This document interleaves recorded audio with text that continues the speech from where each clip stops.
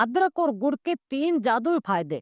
क्या आप जानते हैं अदरक और गुड़ का एक छोटा टुकड़ा दवाइयों का खर्च बचा सकता है? नंबर 1, अगर पुरानी खांसी या कफ से परेशान है तो अदरक का रस और गुड़ मिलाकर लें, तुरंत आराम मिलेगा। नंबर 2, खाना खाने के बाद थोड़ा सा गुड़ और अदरक चबाएं, कब्ज और गैस जड़ से खत्म। नंबर 3, जोड़ों के दर्द और सूजन के लिए किसी वरदान से कम नहीं। तो आज से ही शुरू करें। ऐसे हेल्थ टिप्स के लिए सब्सक्राइब करें।